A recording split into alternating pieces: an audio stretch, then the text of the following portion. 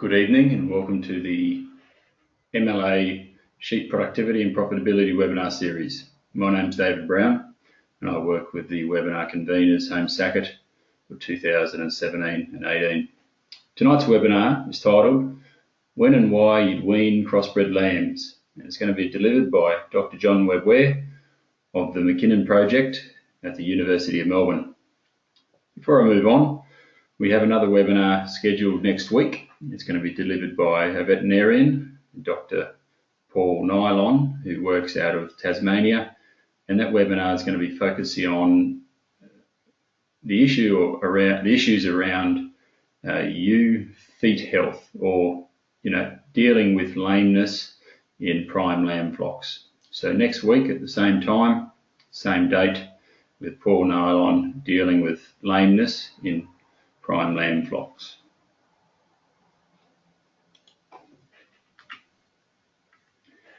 Welcome back to the webinars. Most of you will be comfortable with how the webinar platform works, but just quickly use that red button on the control panel there to collapse it and reinstate it so you can see all of the presentation. You won't be able to hear us. You can hear us, but we can't hear you. And that questions box is important tonight. It's important that you load up your questions there and any comments that you want to make for John Webb Ware to deal with at the end of the webinar. Just want to introduce John. We're very lucky to have John with us tonight. He's a senior consultant with the Mackinnon project at the University of Melbourne. John advises to beef and sheep producers throughout most of southeastern Australia on all aspects of farm management and production, where the objective is to maximise profitability. In addition to consulting, John also consults widely to agribusiness, and he's a member of various farm management and agriculture related committees and undertakes teaching of undergraduate and postgraduate students in veterinary and agricultural fields at the University of Melbourne, and is involved in the farm research projects there as well. In his spare time, which I doubt John would have a lot of, he runs his sheep and beef property with his wife and his family on the outskirts of Melbourne. So I'd like to welcome John to the webinar. Are you with us there, John? I'm here. Yeah, thanks very much, David, for that introduction. Good evening, and I'll leave it to you. Yeah. Okay, good on you. Okay, thanks very much, and welcome everybody. Look, this evening, as David said, we're going to be talking about weaning in prime lamb and crossbred production systems, and when to wean. And it's one of those questions which we often get talked about, discussed with producers, and I think there's a number of different issues which you need to consider when coming to a decision. But what I'll talk about tonight is basically, first up, a bit of background stuff on understanding ewe and lamb requirements in different management systems. And obviously the reality is the weaning time is very much dependent on the production systems. And obviously trying to work out when to wean is with the management system to maximise profitability. So in terms of the different systems we're talking about, I'm going to briefly talk about merino, straight merino, but predominantly it's going to be about the different prime lamb systems. So merino to meat breed, a dual purpose type system, specialist first class ewes systems, and self-replacing composites for part of that equation, increasing part of that equation as well. And I think they have got subtle differences, and so it's worth discussing those differences. If we talk just a bit about a background ewe feed requirements to start off with, and after lambing, the feed requirements increase about 2 to 3 weeks into lambing, and then they'll increase up to about, for the typical crossbred ewe 2.5 to 3 kilograms of dry matter per day, and the requirements actually peak at about 8 weeks after lambing on average, and then start to decline. Lactation, though, actually peaks at about 2 to 4 weeks. And if we look at this little graph to the side, and I think David described it, what it looks like fireworks, which is a fairly apt description there. Basically, that's showing the lactation curve of different breeds of ewes and under different nutritional circumstances. And you can see it's got out to about 100 odd days, or 12 odd weeks. If you look at this, the dotted black line, it peaks, the lactation curve peaks at about between 2 to 4 weeks, and the same, that's under high nutrition situation, and under a lower nutrition situation, you get the same peak about 2 to 4 weeks after lambing, and then gradually declines. And so by about 12 weeks or 100 odd days, 90 to 100 days, the actual lactation is for the poorer lactating breeds such as Merinos virtually ceased. There's vast differences, huge differences between different breeds, and at the other end of the spectrum, East Friesians are very good and will continue to lactate for a longer period of time, but even they'll start to decline as well. The lactation curve is really determined, the peak and how long it goes on is determined by the feed on offer and condition score of ewes. But one thing, I mean, under severe nutritional stress, you won't get a peak; it'll just start to decline, and obviously a substantially lower milk production right over that curve, and the curve will cease at a shorter period of time. So that's sort of what the lactation curve that we're dealt with, and there is big variations between breeds, as I said, Merinos being the worst, and there's even variations within Merinos, I must say too. In terms of just another bit of background there, just moving on, the ewe feed requirements, they're declining in later lactation, and then they're back to about, once weaning, about the requirement of 1 kilogram of dry matter per day. One thing, when lactation stops, it frees up energy for growth in the ewe, which is really important in late spring to get as heavy as possible by summer, which is a key issue with driving subsequent reproductive performance. Heavier ewes, higher ovulation rate, higher potential conception rates next time round. If weaning is extended or delayed, and feed quality is poor, and ewes are actually losing weight in late lactation, there's a deficit of up 17 up to about 28 megajoules for 1 kilogram of body weight loss. On the contrary, though, to actually put on 1 kilogram of live weight gain takes up to about 65 megajoules per kilogram. So there's a massive difference in the efficiency of stopping weight loss versus increasing live weight gain later on in the year. So it's critically important over that period that they do have reasonable nutrition in front of them to be able to put on weight on pasture, rather than having to deal with supplements. I'll come back to that in a minute. With regard to lamb requirements, obviously, I mean, lambs start ingesting pasture, and they can actually digesting pasture as early as 3 weeks, but really weaning any time before a lamb's 6 weeks old will not make up for lost milk production. But by 6 weeks, it's starting to have a functional rumen. But the reality is, you can't compensate by eating more pasture if milk production declines, and they'll always grow better on the mother up to 8 week stage under virtually every circumstance.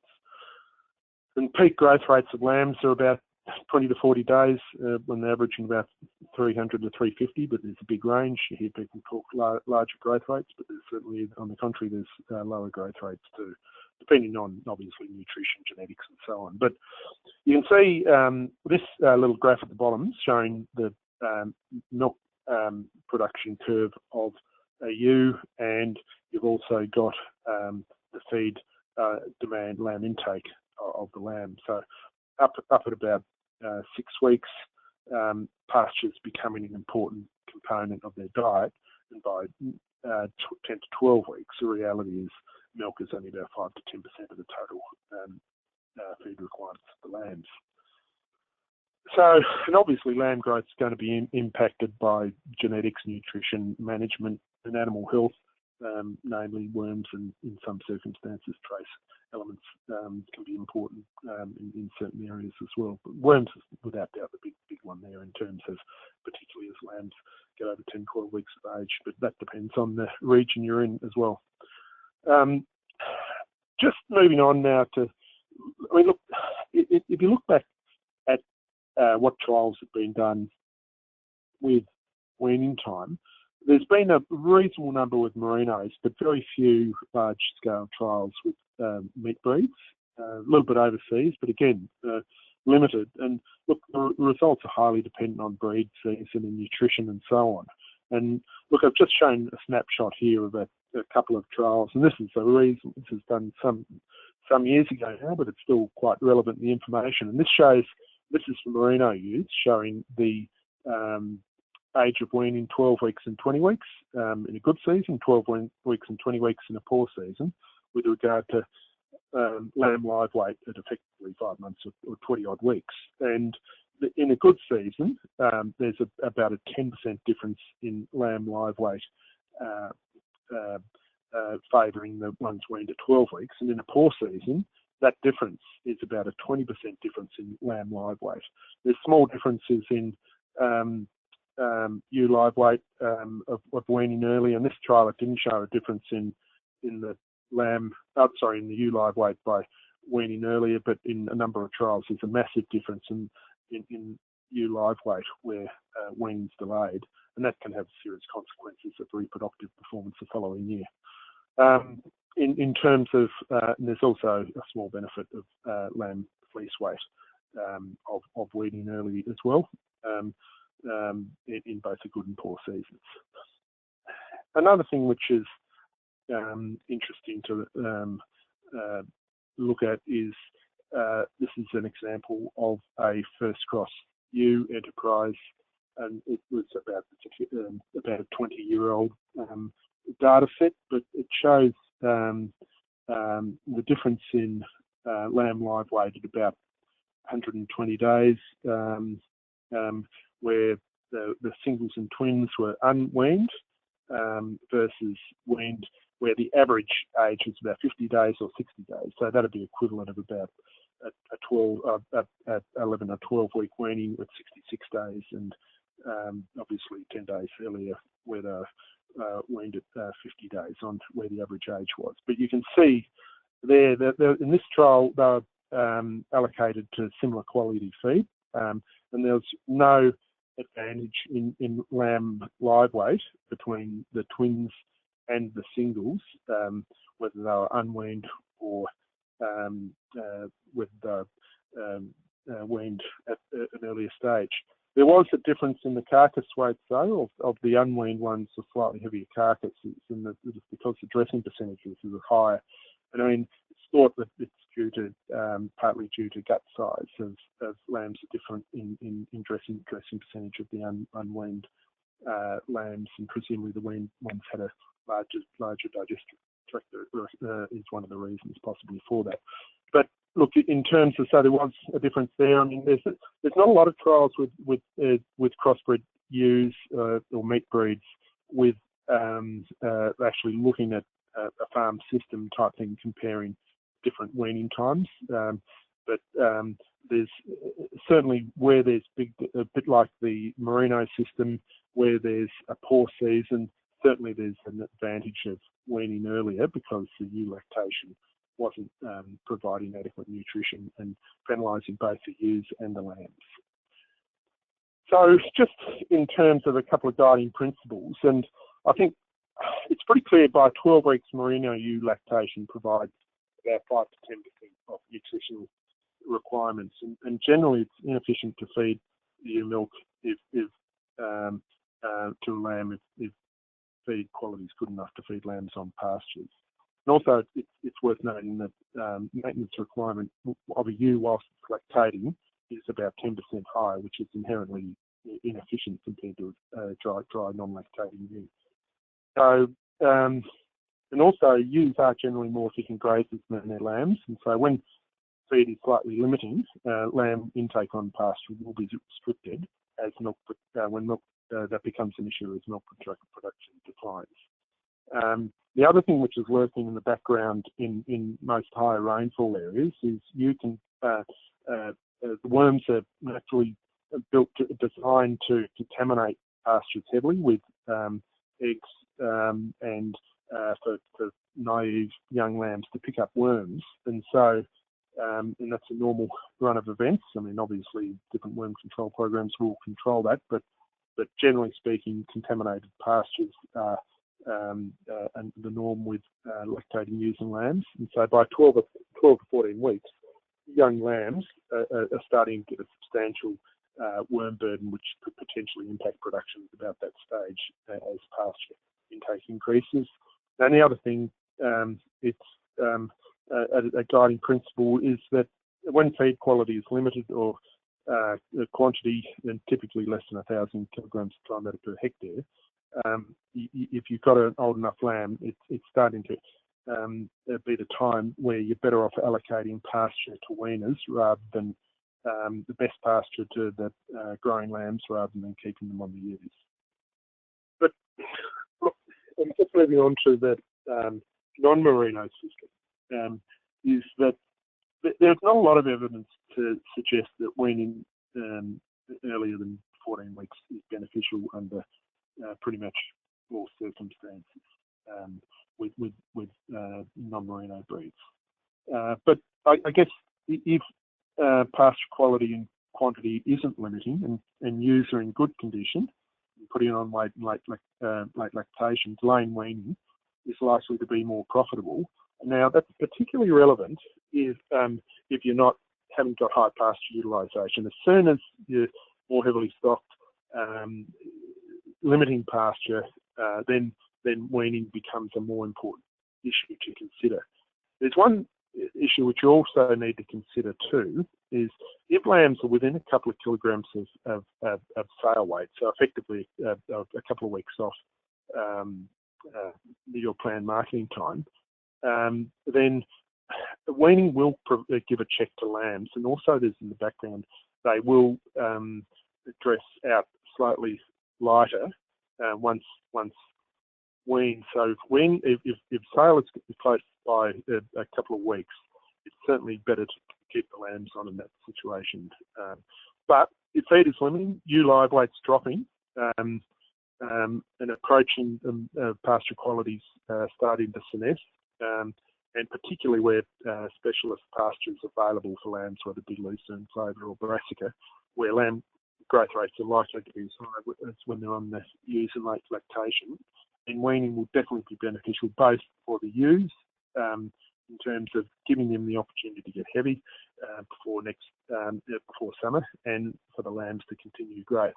Here's an example, just a couple of photos from producers' places, where the one here, which is a lot of balansa, there's arrowleaf clover and subclover in there as well, which this producer, as part of pasture improvement program, he's got some specialist clover pastures with composite ewes. He's weaning lambs at about 15 odd weeks, and they're actually growing better on that high quality pasture and allowing the ewes to get as fat as possible in summer at no cost on the remaining pastures on the place, which is still pretty good quality. So lamb growth rates aren't checked. Ewes get as fat as possible and ends up getting spectacular reproductive performance as a consequence. Same deal with the producer to the right with subclover pastures, or the same thing can work with the lucerne or fodder cropping if that's part of your farm system. Just remember too, I mean, if you're trying to grow lambs out on poor quality pasture, it's not going to be a very successful story. This is, I've just modelled on grass feed, looking at different pasture qualities, whether you're talking digestibility from moderate, typical senescing pasture, about 55% digestible, 55 to 60% digestible in late spring, to very high quality feed where 11, 12 megajoules up to 75, 80% digestible. The difference in potential lamb live weight gain is massive. You can see that very low live weight gain, 30, 50 grams per day on poorer quality green feed, up to over 200 grams per day. So the potential difference in live weight gain is massive, dependent on pasture quality. So when weaning lambs, it's so important to try and get them onto good quality pastures to continue to grow. Couple of management issues which you also need to consider. With time lambing, as a general principle, the closer you're lambing to the end of the growing season, the earlier weaning is more important, both for the ewes onto quality pasture, so enable them to keep growing, and lambs on quality pasture to keep growing as well. There's a special consideration for ewes lambing as a 1-year-old. Often you're lambing them a bit later. Producers lamb them a month or so later than the main mob, and so it's really important to wean those lambs early so they've got time to recover to get as good condition as possible on pasture without having to supplementary feed. Worm control, I mean, with regard to weaning and drenching, I think whether it be dual purpose or straight merino, weaning 12 to 14 weeks is not negotiable as far as I'm concerned. It's really by after that time, lambs are not going to be provided with sufficient milk to be of any value to continue weaning. The other thing is that time, even in prime lamb systems, is at 14 weeks, even if you are keeping them on for longer, then a drench in higher rainfall areas at that time, about 12 to 14 weeks, I think is still worthwhile at that point in time. Now, in lower rainfall areas, that mightn't be necessary, but certainly above 500, 550 millimetre rainfall to 600 millimetre rainfall, definitely a drench at 14 weeks to ensure that lambs are not impeded by worms. Length of joining. I mean, one of the things which often producers delay weaning is because they're joining for too long. And I think, generally speaking, 5 weeks is more than adequate with merinos. Sometimes in crossbred systems, you can get away with a longer joining period, particularly if you're scanning to earlies and late. And so you're able to manage the different lambing groups into earlier lambers and late lambers. Or some producers do fine-tune it with using ram harnesses as well. So I think that's important to consider. If you've got an extended joining, you can manage that by, if you know that if you've got them into different lambing groups. A couple of other management issues to consider. I mean, it's always important with supplementary feeding to the lambs to have at least 4 or 5 feeds. You only need 100 grams per ewe per feed of grain to imprint feeding on the lambs. A couple of things with paddock selection too. Water quality is critically important, as is pasture quality. And one of the ideal weaning pasture, I showed those good clover paddocks before, but I mean, at least 70% digestible with 30% legume component of the pasture. Not too rank, and not more than 15 centimetres of pasture height is pretty important. And obviously, grass feed is critically important with prime lambs and merinos as well. Just finishing up on a few key points before finishing is ewes weaned at 14 weeks have a 17-week recovery period before joining. Ewes weaned at 20 weeks only have an 11-week recovery period. So if ewes are required to pick up one condition score and you've got the earlier weaning, they can grow as little as 70 grams per day. But if you've only got an 11-week recovery period, they need to grow at 100 grams per day, which is pretty hard to do with a late spring pasture. So, this is some work which I took it from the Wean More Lambs booklet, MLA booklet, just to show you that are using condition score 2, the weight change on dead annual pasture versus stubbles, and remember they needed those previous figures. If it was 70 days, they needed to grow 70 grams a day, and so really and it's only when you're on green, young, vegetative pasture that they're going to achieve that, ignoring the lucerne one. But just on mature perennial pasture, which is senescing or denadinal pasture, at those growth rates, it's going to take you a year to put on one condition score, which obviously that's not the reality of it, but it just does point out that they require good quality feed. And so one of the reasons to wean early is looking after the ewes. If you don't get them heavy enough and they're below your target of, say, condition score 3 at joining, just this table shows for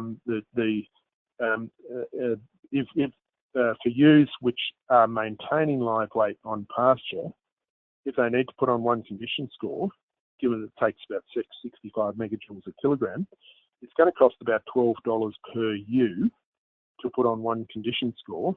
And if you assume that the response in extra lambs is about 2% up to 2% per kilogram, it's going to cost you $80 per extra lamb weaned, which is not worth the effort for most producers to put on weight with supplementary feeding. So, and this is where I put a grain price of $240 a tonne. But what in essence what I'm saying is, if you can put that weight on whilst feed quality is still good, then that's just costing your allocation of pasture, not costing your actual direct cost in feeding grains. So that's important. So just finishing up, for merino ewes, wean at 12 to 14 weeks under all circumstances. For crossbred ewes, if feed's not limiting, weaning early, say before 14 to 16 weeks, is usually not necessary, and that's when ewes are in late lactation are putting on weight, and there's unlimited feed available. If you are coming up to wean time, just careful with lambs which are pretty close to their sale weights, because weaning will definitely provide some sort of check for a few weeks, and the dressing percentage will potentially be lower of lambs which are weaned just before sale.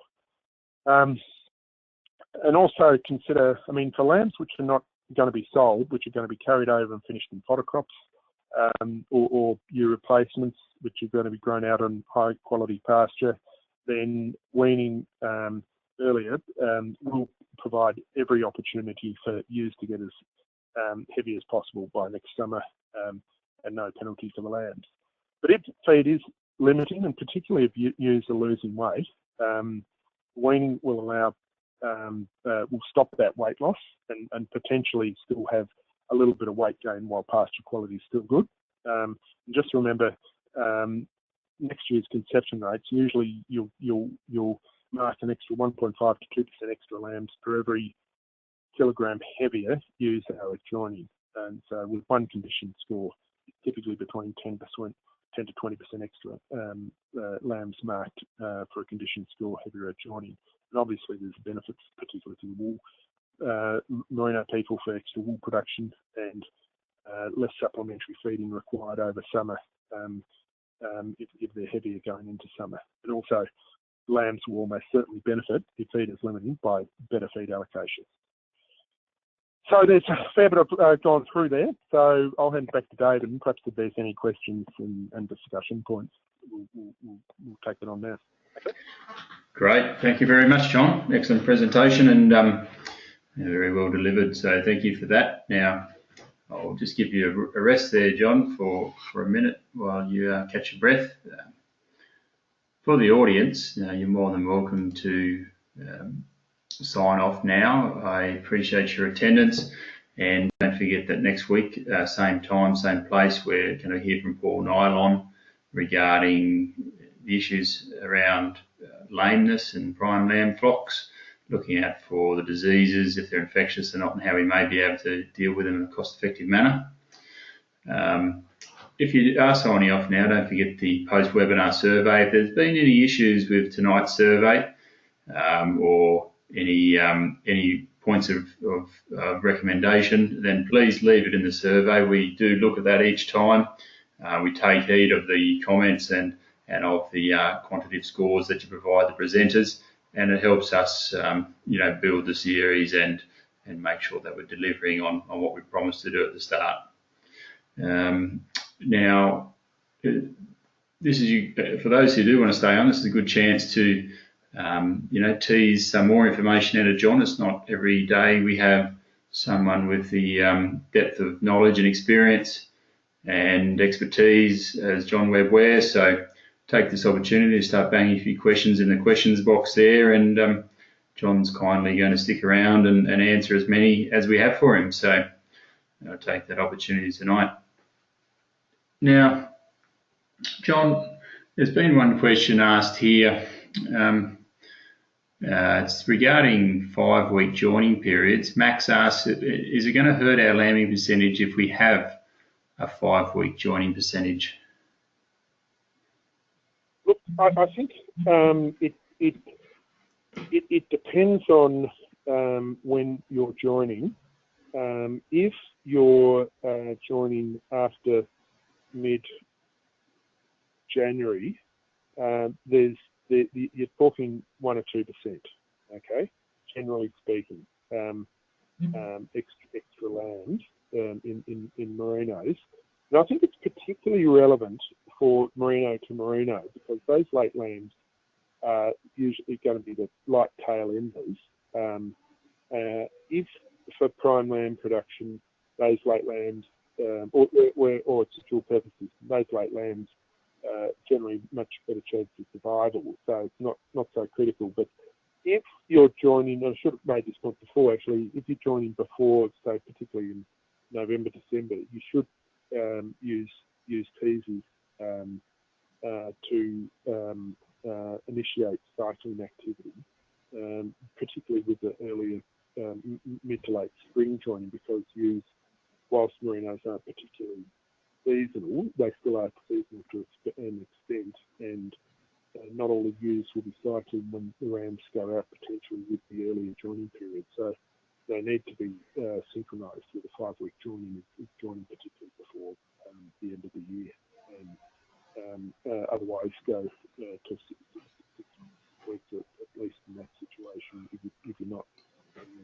using teasers. But if you're lambing after or joining after Christmas to mid-January, then they should be cycling well anyway, so it's not a big issue.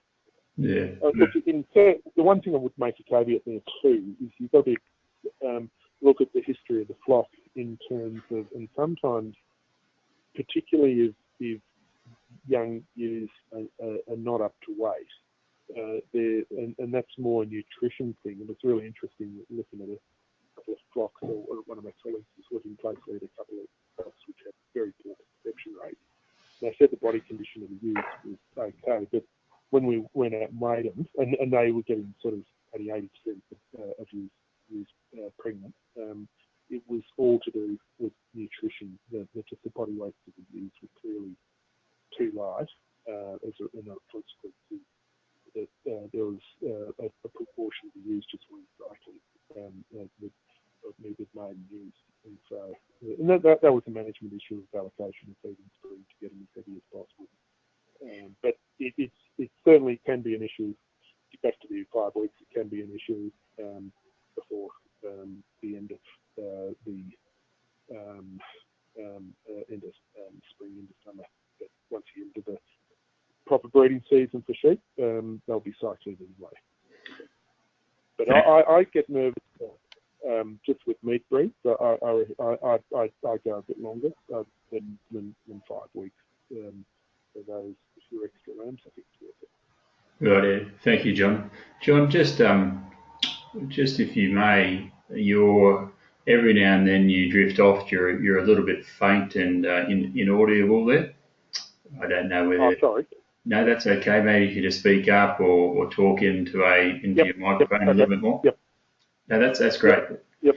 And so a continuation of Max's question there, and I've heard this question before too, John. With that 5-week joining, or I suppose it could be any joining period, do we take the average weaning age as the oldest or the youngest or the middle? I think, look, when I'm talking merinos, at 14, wean no later than 14 weeks. That is from the start of lambing. Okay. Yep.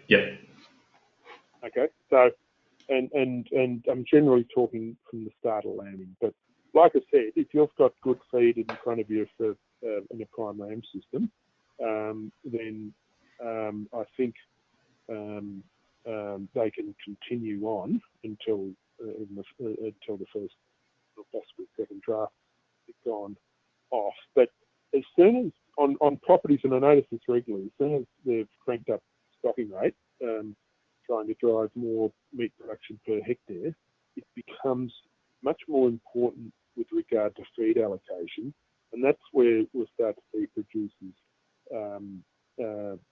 start to look at weaning crossbred lambs earlier, because they can provide their crossbred lambs with much more superior feed,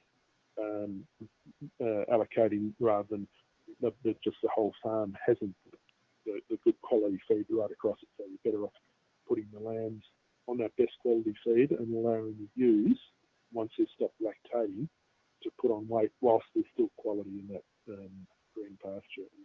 And like I said, the later the lambing, I reckon, the more important you have to look at that sort of earlier weaning time, because the feed quality just will not be there for the ewes to gain weight. And I'd much prefer ewes to fatten on green feed rather than the very expensive proposition of supplementary feeding to put on weight, which I don't think is worthwhile. Right. Okay. Awesome. Thank you, John.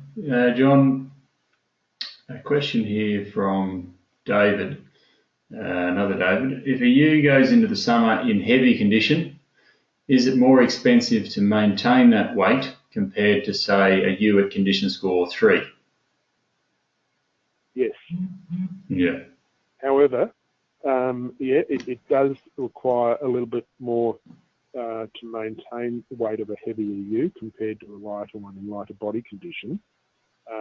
And so the critical thing is once they're pregnant, the conception's locked in, and I'm quite relaxed about heavier ewes losing weight, but up until joining, you try and keep that weight on them, but just be careful about how much weight they lose after joining. I think really the really late lambers, and I'm talking about the merino producers or occasionally some specialist prime lamb producers which lamb very late and have finishing systems over some with irrigation or something like that, but where they lamb quite late. If you lamb into spring, suddenly you've got feed in front of them, so it's not so critical that they lose weight over autumn, because before lambing, there's going to be good feed in the spring. But if you're lambing in middle of winter, say July, it's really hard to put weight on a late pregnant ewe if it gets too light at that stage. So I think the guidelines of condition score 3 for ewes is quite reasonable at lambing. But for the later ones, they can actually get away with letting them slip a little bit in pregnancy, because they're going to have feed in front of them before lambing. But it's very, very difficult to do that with an earlier lambing flock, because the feed available, the amount of feed just isn't there to do that. So it's up to try and maintain their weight. It will cost a little bit more, but it's still quite cost effective. I mean, it only takes about 28 megajoules to keep a kilogram of body weight on a ewe. So if they were going to lose 2 kilograms in a month, without feeding. It takes 56 megajoules of feed to maintain that ewe over that month. But if you wanted to put on 2 kilograms of feed, well, it's actually 120. 2 kilograms of body weight, it's actually 120 megajoules. So it's quite cost effective to maintain weight, but it's not nearly as cost effective to increase weight with supplementary feeding unless that supplementary feed is reached. Perfect. Okay, well, thank you, John. John, a question here from Martin and Sophia. I know they're up at around Trindai there. So hello to you, Martin and Sophia. Good to see you online. And the question here relates to lamb feedlot situation. So I hope you guys were able to join in last week. If you didn't, make sure you get in touch with me and I'll get you the webinar Jeff Duddy presented on prime, grain feeding prime lambs over the summer. So Martin's question for you, John, is for first and second cross lambs going into a feedlot situation at a 14-week weaning would seem okay? Question mark. Plus, does the introduction of lupins to a feedlot-based diet on barley make for a better feed grain? And should you crack the grain before feeding them to the lambs? So a bit of a diversified question, but the key part is can you wean into a feedlot at 14 weeks of age? Well, you can, except I always like lambs to be on a full ration before they go into the feedlot.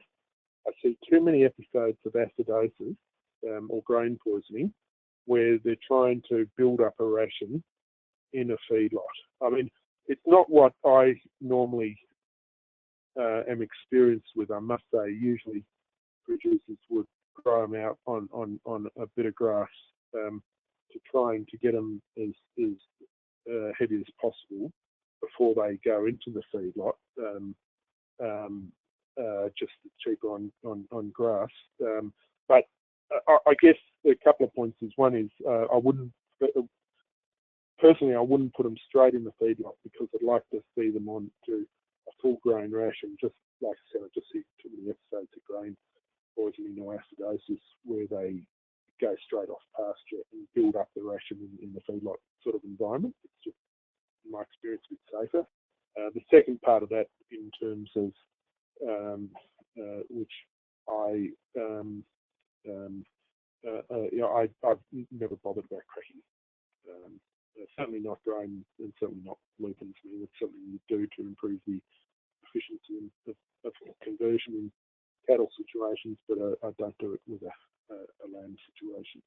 And if you're seeing whole grain come through in their manure, then it's likely that there's a subclinical acidosis thing happening. It's at an extra cost. Right. Thanks, John. John, a question here from Jim. Jim asks, John, is it beneficial to supplement unweaned ewes and lambs on good pasture with grain lick feeders in order to increase lamb growth rate and improve the condition score of the ewes?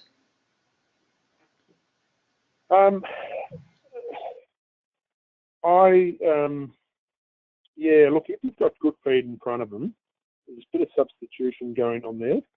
To me, it's only in a limited feed situation where I go with the supplementary feeding. And also, I mean, I find the lick feeders particularly useful in early lactation when feed is really limited and you need to continue to feed grain to ewes. It's a lot less disruptive on grain feeders, or on the lick feeders in that situation.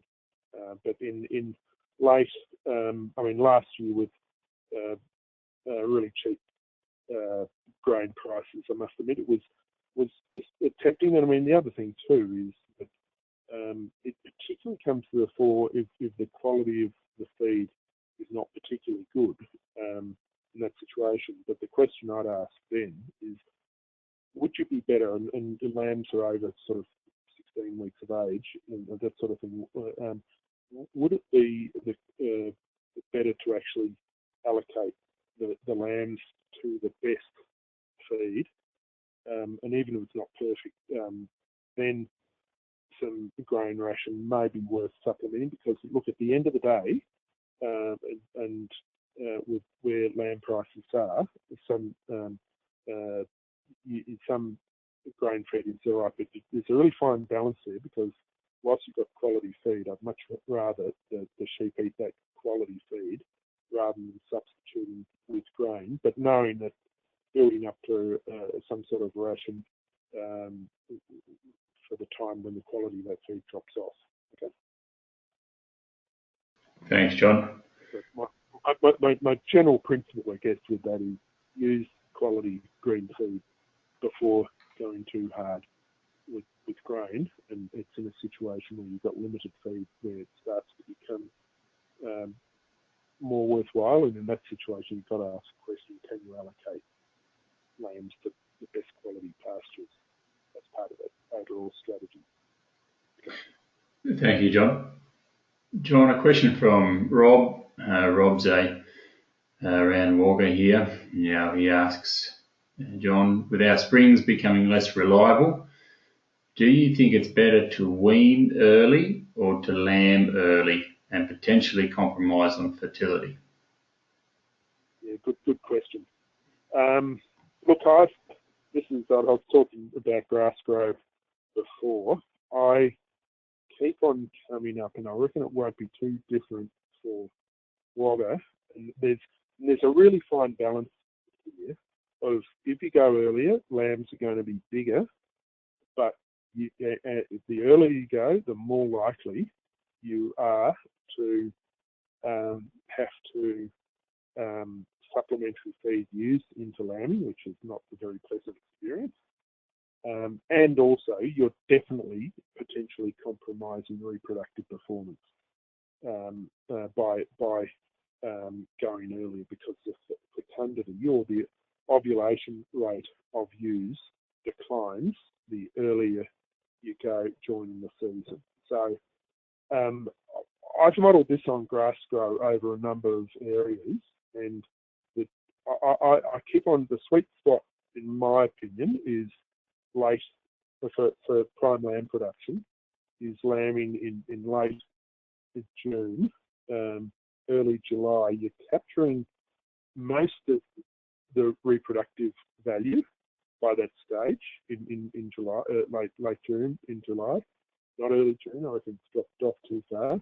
You're avoiding that high risk of supplementary feeding to lambing ewes. Also, from a stocking rate point of view, it's fitting in with the pasture growth curve, particularly up there.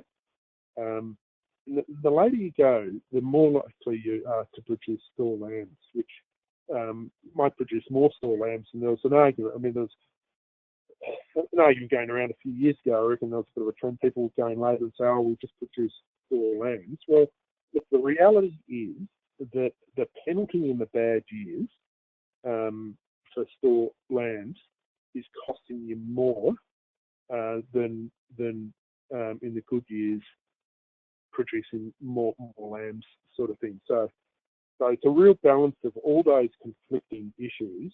Now, when you say less reliable springs, the actual, my reading of it is that the autumns are actually even, and I must admit, I haven't looked at specifically for Wagga, but over a number of areas, and the autumn is actually equally as unreliable in the situation. But I think it's something where you try and, nothing like good perennial pastures as a bit of a defence against those issues, and the principles I don't think are changing too much in terms of changing our production system around. So I'm reasonably strong on that. I wouldn't be going before that late June start point for lambing with prime lambs. And for the merinos to merino, it's all about being able to run more ewes or wethers or weaners per hectare by lambing later in the spring, because the value of those lambs into summer is not as critical, although if you're selling wether weaners, over summer, it's a quasi-prime lamb system, so you've got to look at that lambing time again in that system. But where you're carrying through all your stock, then a later lambing time is better. And with prime lambs, there's producers I'll deal with which have got quite a neat system where they've got finishing systems in summer, so to lamb later, run more ewes, and it doesn't matter they're producing store lambs, but they've got a natural defence of it with their production system, and so they're not exposed to the store lamb dread. But in saying that, look, the last 2 years in particular, store lambs have been phenomenally strong in terms of prices, but it's not always the case. Great, thanks, John. John, now, can you promise me you won't answer the last part of this question? Beg your pardon? Can you promise me you won't answer the last part of this question I'm about to tell you? Okay. Yep. Yes. But anyway. No, you'll understand why. So she has got a good question at the start. What is the optimum sale weight of prime lambs? That's Kayleen's first question. But her second question is, in what circumstances would you shear lambs before sale? Now, I'm going to use this as a shameless marketing opportunity and say that Bruce Allworth is on board to deliver a webinar on Thursday in a fortnight's time. So not next week, but the week after on Thursday. Bruce Allworth is dealing specifically with that question, the effect of shearing on lamb growth rate, and under what circumstances would you shear and which ones you wouldn't. So that's the part, John, that's the question that we might leave unanswered, and hopefully we see Kayleen in a fortnight's time. But yeah, what is the optimum sale weight of prime lambs in your view? Oh, gee. Look, there's not as a general guide, I mean, there's not a lot of difference in the price per kilogram between heavy lamb and trade weight lambs and lighter lambs. Obviously, at the moment, there's obviously a higher weight of store lambs for the last 2 years. That's been the case, but previously there's sometimes a bit of a discount. And in some years you can be absolutely crucified with those lighter lambs, but that hasn't been the case again for a couple of years. So if you're not up, I mean, there used to be a bit of a premium for the heavier lambs, but we've all learned how to produce heavier lambs. So I would answer the question in not answering it directly, but I mean, one of the key profit drivers of a prime lamb flock is the lamb production per hectare. So whichever system you get, you can do to get the lambs as heavy as possible and produce as many per hectare, and that's related to stocking rate and reproductive performance are the key drivers there, and continue to grow them up to a point, get them as heavy as possible on farm, on quality feed. So I don't think, I mean, the optimum is going to be different for different people, and different for, say, somebody which hasn't got finishing systems. They're going to just have to, they might be able to do their budgets and finish them on grain, but that's not going to work every year. Some years it will work, some years it won't, depending on grain price and the meat price. So that's one thing. But if you've got finishing systems on pasture, then that's generally pretty cheap feed and highly cost effective to get them as heavy as possible. And people often ask, is it worth putting finishing lambs on feed, or is it worth putting on your lucerne? Is it worth putting your ewes on lucerne to flush them, or lambs on lucerne to grow them out? I generally feel that if you've got limited green feed, you try and get your lambs as heavy as possible, because that flushing effect is less predictable, but making sure the ewes don't lose weight is my priority with them, up until joining, at least, as I was talking about before. So I haven't answered it directly. So I mean, it does vary with different stocking rates on different properties and that sort of thing. But I mean, ultimately, like I said, for most people, with a prime lamb system, my preference is a late June to July lamb. And then if you're in high rainfall areas in South Gippsland with a 1,000 mm rainfall, well, often time to lamb down there is more September, and you're turning off suckers well into the new year in that sort of system, because they'll still be growing out on quality green feed. So getting them as heavy as possible, but setting the lambing time. The most profitable time, I reckon, is, like I said, that late June. That's what's going to thrive. And a combination of your genetics and quality of pastures, fertiliser application, and so on, which is going to get them as heavy as possible. And then you're doing the pasture budget, whether to feed them to grow heavier, whether it be in the opportunity feedlot, which Jeff Duddy no doubt talked about last week, and sometimes it'll pay, sometimes it won't.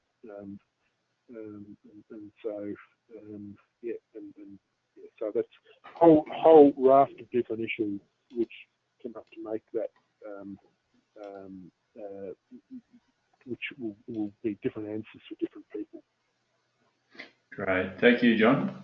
Now, look, this is a repeat. This question from Stuart and Jan. So just quickly, when they asked when weaning. At 12 weeks, do you take it from the start of halfway through the end of lambing? So I think we were asked that before, John, and you said from the start of lambing. Look, the merinos, no later than 14 weeks from the start. Okay? Yeah. So from the start of lambing, that is, guys. Rightio. Quick question here from Philip. Philip asks, how much emphasis should we place on weight loss due to multiple handling of prime lambs for sale if not weaned? That is, having to weigh lambs multiple times when targeting specific markets, if not initially drafted off their mums and allocated paddocks based on the current weights. Well, look, I think it's not ideal when they're coming in through a multitude of times, but I think every time they come off pasture for a day, that's might be 150 to 250 or 300 grams. They're not likely to put on. They'll compensate for that. That's if they're off feed all for 24 hours. But if they're only off feed for 3 hours, then they'll compensate for that, particularly when feed's unlimited. Because when feed's unlimited, they only need to graze 6 hours a day to get their quota of feed. If feed is limiting, they can graze up to 13 hours a day, but they can't go any longer than that. So I think sometimes it can be overplayed, but it does worry me when you've got them in 3 or 4 times and they're in for a long period of time, particularly in large places where there's a fair bit of mustering time involved in off feed. So the quicker you can do those procedures, the better. But I think, and if you can do, like all good labour efficiency, it's all about trying to get those doubling up in the jobs, so you don't have to muster them. If you can save one mustering, that's really valuable, and I think it's a pretty important part of planning to try and minimise that mustering time from the labour point of view. But I mean, certainly there is a penalty, but it's probably overplayed if they're coming in and out. I don't know whether I haven't seen too much information talking about the stress of mustering if they're off feed for 3 hours, because I think ultimately they'll compensate for that.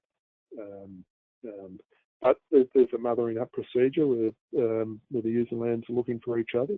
So there is it's going to be more than 3 hours off feed. There might be several more hours before they're totally mothered up and all that sort of stuff. It's settled down, but it is an issue. But perhaps don't overplay it too much. But yeah, try and manage it as efficiently as possible if you can double up in procedures rather than have to muster them several times.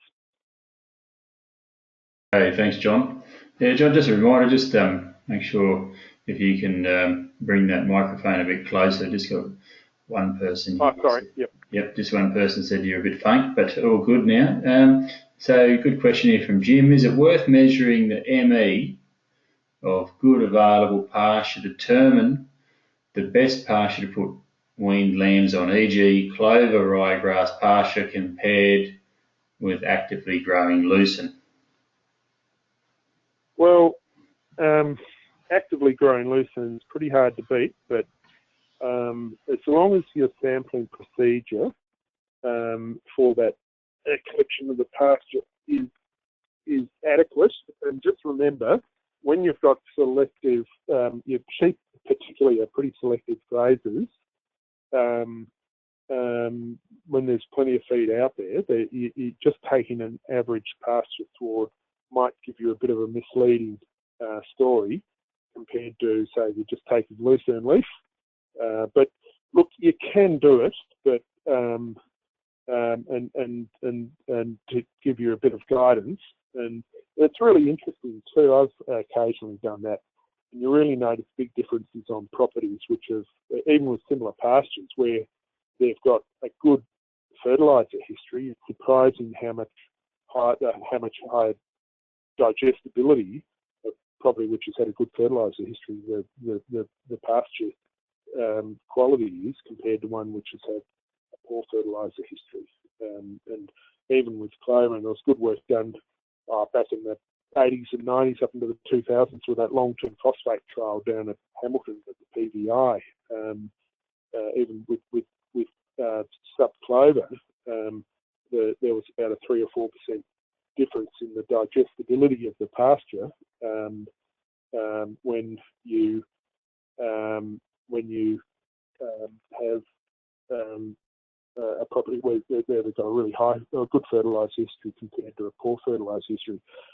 It doesn't sound like much, but remember back to that little table I had with the digestibility of the pasture. There was profound differences in the meat production per hectare with different quality pastures. So it is an important thing. I mean, it's just being careful about your sampling procedure to be confident about interpreting that information. Okay. Spot on. Thank you, John. John, I'll just give you a quick rest there. We've still got about 5 or 6 questions to go here, but look, if you're thinking about departing the webinar, please have a crack at that survey that should pop up when you close the webinar window. It does influence our decision making, and we always make sure we provide that feedback to the presenter, net of your contact details, and also to MLA for their strategic to help shape their strategic objectives. Now, don't forget that next week we're going to be hearing from Paul Nylon on prime lamb flock feet health or lameness and the issues, the infectious diseases, and what we can do to manage and or eliminate them from our flocks. A quick question here from one of the attendees tonight, just asking about the webinar recordings. Now, there is a plan to get all the webinar recordings on the Making More from Sheep website under the resources tab, and if you just scroll down and you'll see webinars there. Look, I'm providing these webinars to MLA, and in due course they will be taking that webinar recording and uploading it onto that website. So I think it's a process that should only take a week, and we're hoping to have all the webinars that we've run under this program up at that central website, Making More from Sheep, under resources, and you can view them here at your leisure. Okay, John, we just had 1 or 2 questions come in there, but they're good ones, so let's crack on with them. Is it better for a fat? Is it better for a fat ewe at, say, condition score 3.5 plus to be declining at joining, or have a ewe at, say, condition score 2.7 rising at joining with relation to conception rates? That's from Scott. Yeah, good question. And I think my answer is, and I'm reasonably strong on this, is that the actual weight of the ewe is much more important than the change, whether it's fat ewe's maintaining or even slightly losing weight, in my opinion, will have a higher conception rate than a lighter ewe gaining weight. Okay, that's spot on. Thank you. So absolute condition score number 1, change in condition score number 2. Correct. Okay, question here from Jonathan. With weaning, your thoughts on yard weaning versus paddock weaning, say on paddock weaning on lucerne? Thanks from Jonathan.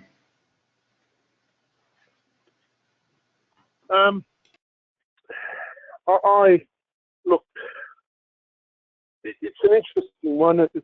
I'm sort of, I guess, I haven't seen overwhelming amount of evidence to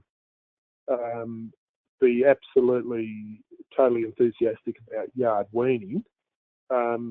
If they need to be on a diet of good quality, you can't suddenly put them on a full ration of grain over those 3 days. And generally speaking, hay would need to be exceptionally good quality.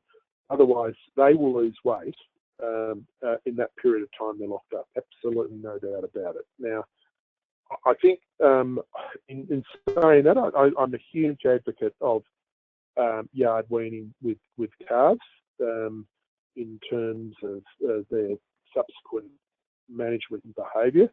I mean, in reality, the principles probably should be the same with sheep, but I think you just got to be wary. I mean, the quality of the hay needs to be good if they've been locked up for, I think, sort of promoted 3 days. But there's not overwhelming evidence to suggest that you get subsequent higher weight gains of lambs which have been yard weaned. The trials just haven't been done. It's been more observational type of, experiential type of information which has been advocated. But there might be information out there showing controlled trials of yard weaning versus putting them out on the lucerne. But in my experience, with the lambs, I'd try and get them out onto good quality pasture. Generally speaking, leave them locked up for a little while so they're hungry, and get them out there as soon as possible. But I'm very, very hesitant about going out 3-4 days, which is sometimes what's advocated with lambs. But like I said, I'm a big fan of it with calves and their subsequent management and behaviour. Thank you, John. John, just a bit of context about a previous question.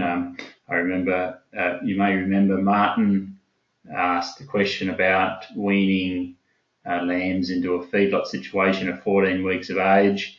Now, Martin just got back to us and clarified that, yes, he does have the lambs on barley in lick feeders while they're with their mum, starting at about 11 or 12 weeks. And then I'd say they'd be given the 2 to 3 weeks, and then they're weaned off into the feedlot. So that's a bit of context from Martin. Yep.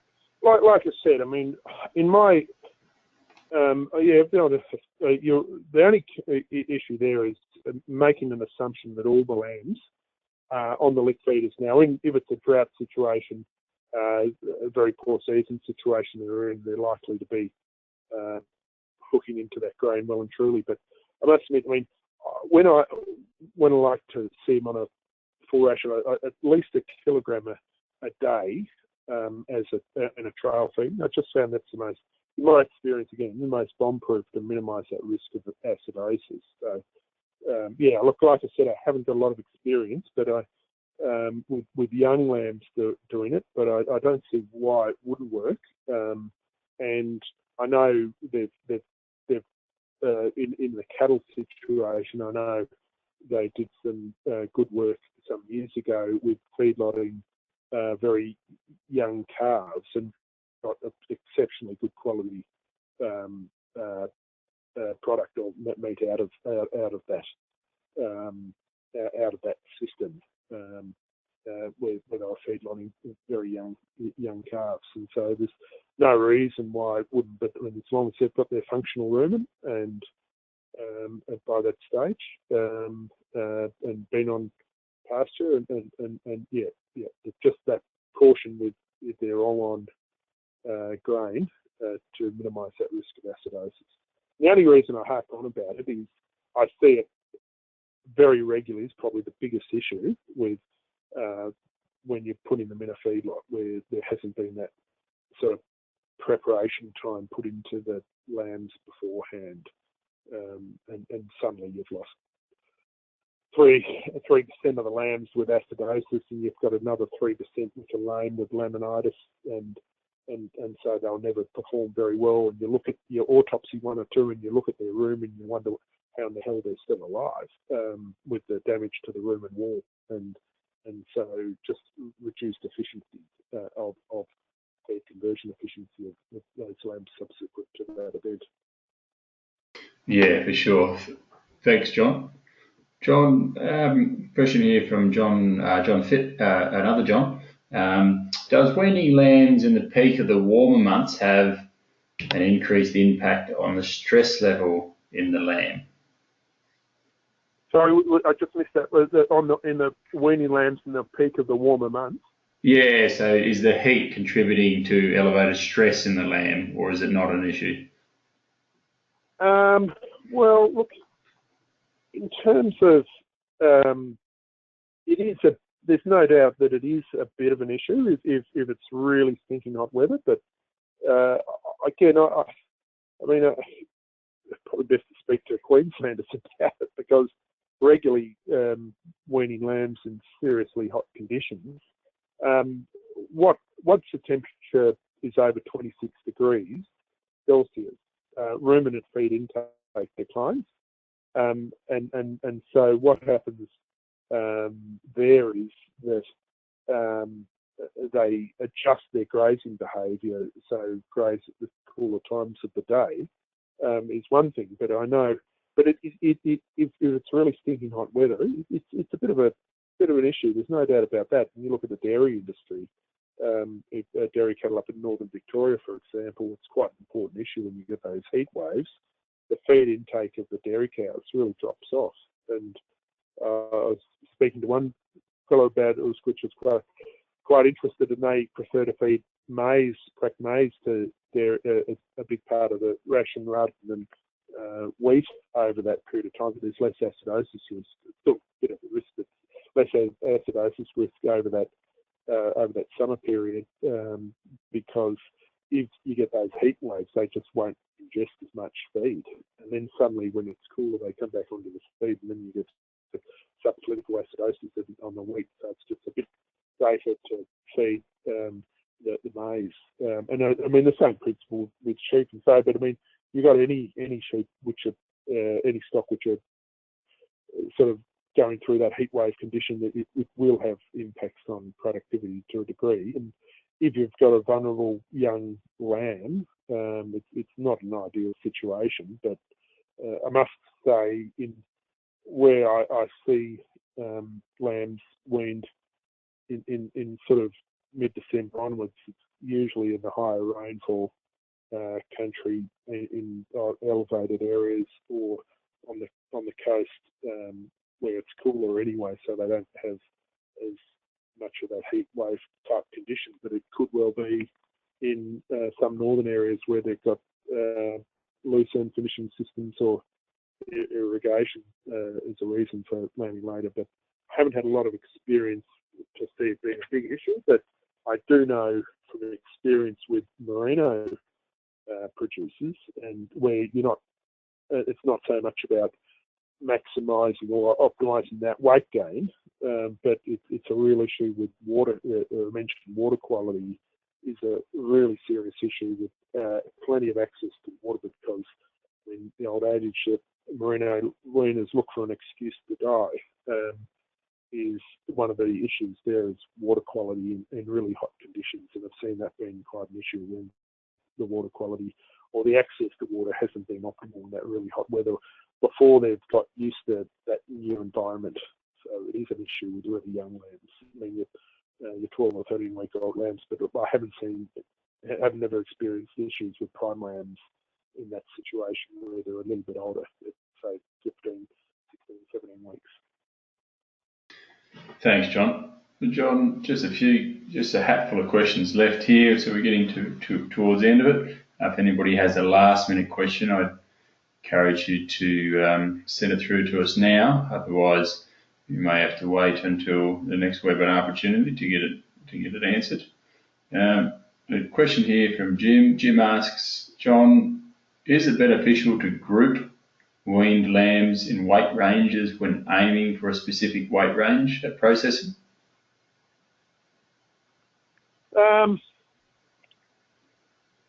Look, it's probably more a point of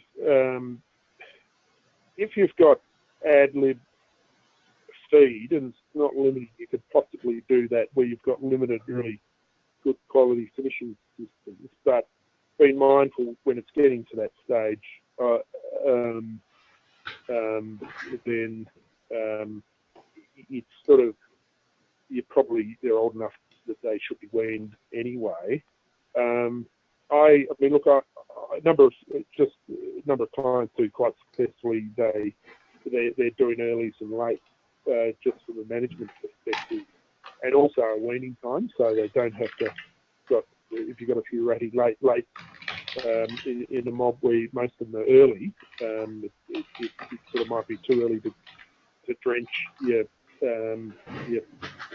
young lambs, and it's getting too late for the older lambs. So I mean, I think from a management point of view, there's good reasons to have them in reasonably narrow spectrums. But in weight ranges, once they're weaned, absolutely, I think it's quite useful to have them in different groups. Apart from anything else, getting back to that point of when you've got a big weight spectrum, you're bringing them in all the time to pull out drafts of different lambs. So having them in weight ranges actually, from the management point of view, is a hell of a lot more efficient. So you don't have to bring the ones in which are just too light. You can keep them growing. So from a management perspective, I think there's a whole myriad of reasons why it can be quite useful. But once they're weaned, yeah. Great, thanks, John. John, there actually is one more question here. It's more feedlot related. Martin asks, in a feedlot situation, do you favour a full lock-up on dirt with bins, or would you prefer more of a free-range style where there's grass cover and bins out in the paddock? And is there one or the other more efficient? Well, I think if you're on a full ration, it depends on the situation, I guess. If they're out in a paddock, you're not going to have to worry about your roughage components, okay? But there's more walking involved and all that sort of stuff. If they're in a lock-up situation, they're much easier to manage in the perspective, but you've got to provide additional roughage. You just can't on bare ground. You need to provide roughage. So on the one hand, it's probably less efficient from the lambs wandering around and all that sort of stuff, and you haven't got as good control. There's more likely to be a group of lambs which don't graze or don't eat the ration as efficiently than if they're locked up. But I've seen both work, but my inclination personally is to do, once you're feedlotting, have them locked up. But it can work both ways, and there is a saving there if you've got roughage to when in a paddock situation, you just have to provide the feeders. But I haven't seen a lot of work showing the difference in efficiency of growth rate to be absolutely dogmatic in that. Sometimes it can work.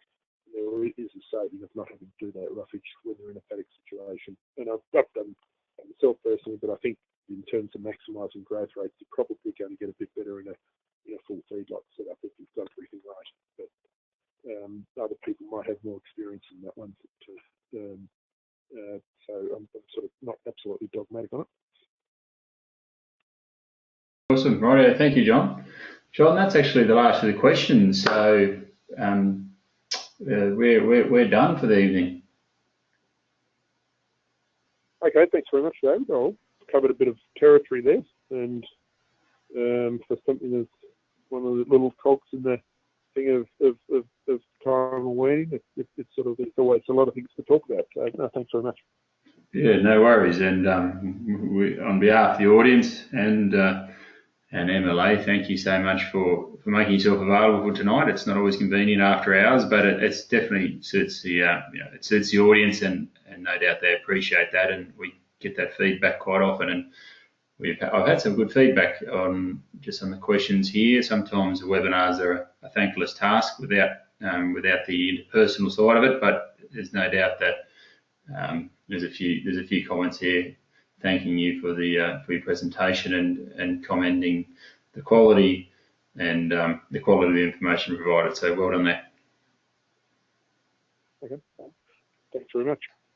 No worries, and thank you to MLA for allowing or for funding this process and making it all happen and putting good information in front of producers in a timely, convenient fashion. And on behalf of the MLA webinar management team, thank you very much to the attendees tonight for supporting the webinars and asking such great questions of John, and for being part of a cost-effective and simple way of extending good information. So with that, don't forget next week, Wednesday, Paul Nylon, lameness and prime lamb flocks, same time, same place. I'll be sending out some reminder emails about that over the weekend, and wish you a very good night. Okay, see you next week.